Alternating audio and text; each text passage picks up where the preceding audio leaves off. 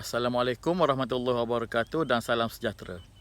Pada hari ini saya akan berkongsikan cara-cara pengawalan rumpai untuk tanaman jagung yang berusia 45 hari, iaitu pada peringkat pembentukan buah. Pada peringkat ini kita akan menggunakan racun basta, iaitu bahan aktifnya glyfosinate amonium. Racun basta adalah racun yang bersifat sentuhan. Penggunaan racun basta haruslah dengan cara yang betul supaya tidak menjejaskan pembentukan buah pada tanaman jagung. Sekejap lagi saya akan tunjukkan video cara-cara meracun yang betul supaya tidak memberikan kesan kepada tanaman jagung. Sama-sama kita subscribe.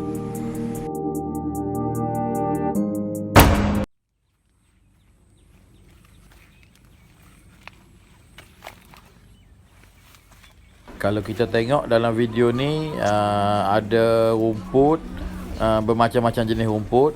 Ada rumput sambau, ada rumput rusiga dan ada juga rumput yang berdaun lebar. Okey, rumput ni masih tidak serius. Tapi pada waktu ni umur jagung adalah dalam lingkungan 42 hingga 45 hari. Masih ada 20 hari lagi untuk harvest. Jadi rumput macam ni kita kena kontrol sebelum menjadi lebih tinggi. Jadi rumput macam ni lah kita kena pakai basta. Kejap lagi kita boleh tunjuk macam mana cara untuk meracun rumput macam ni menggunakan racun basta. Okey, yang ni rumput agak serius, nampak tebal sikit di celah-celah pokok jagung. Sama juga ada rusiga, ada sambal dan ada juga daun lebar.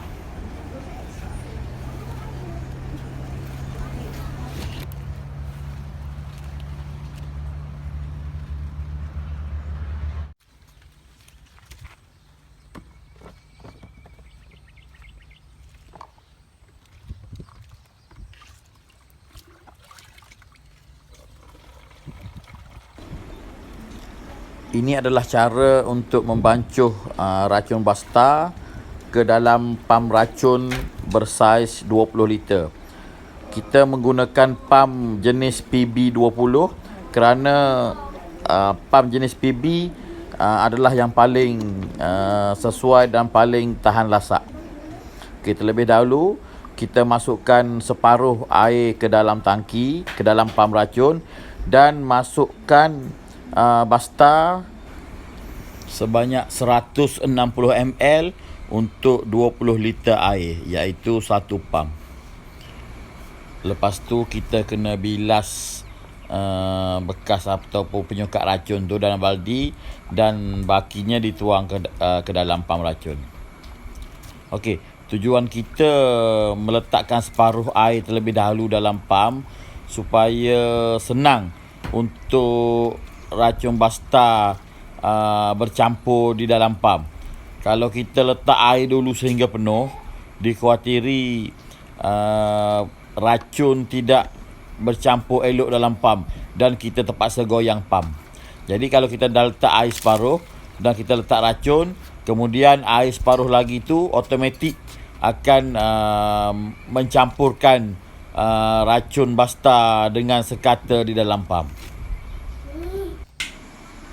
Cara untuk racun rumput menggunakan basta ni, kita halakan nozzle pada rumput serendah yang mungkin untuk mengelakkan wap atau kabus terkena pada pokok jagung. Halakan terus pada rumput serendah mungkin dan elakkan daripada terkena batang jagung. Jika terkena sedikit, tidak mengapa, batang jagung tidak akan terkesan dengan racun basta. Kenapa kita menggunakan racun basta pada usia jagung 45 hari? Ini kerana racun basta ni dia adalah racun sentuhan ataupun kita panggil racun kontak. Racun kontak atau sentuhan ni dia bertindak apabila dia terkena pada satu tempat tu, hanya tempat tu saja yang rosak. Jadi kalau sedikit racun basta terkena pada daun jagung, hanya hujung daun jagung saja yang rosak. Nozzle yang paling sesuai digunakan pula adalah nozzle yang berjenis fan jet ataupun dia berbentuk kipas. Jadi bila kita pakai fan jet ni, senang untuk kontrol racun basta dan hanya kawasan yang dituju sahaja akan terkena racun.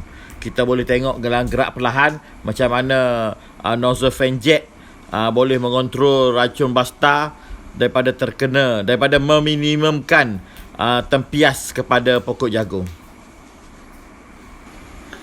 Kita tengok dalam gambar rajah di atas, itu adalah rupa nozzle fan jet dan di bawahnya adalah cara semburan flat fan ataupun fan jet.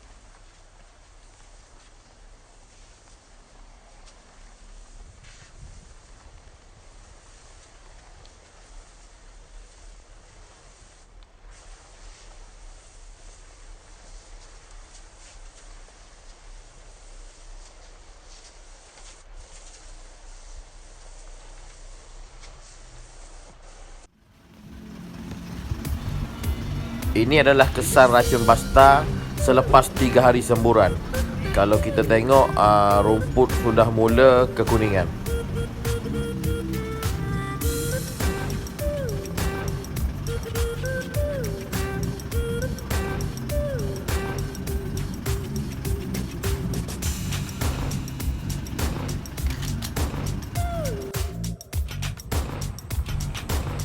Ini pula adalah kesan racun basta selepas 5 hari semburan.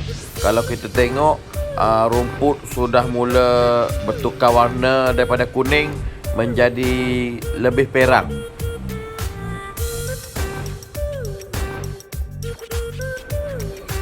Dan ini adalah kesan racun basta selepas 7 hari semburan. Rumput sudah mula keperangan dan ada yang sudah mati.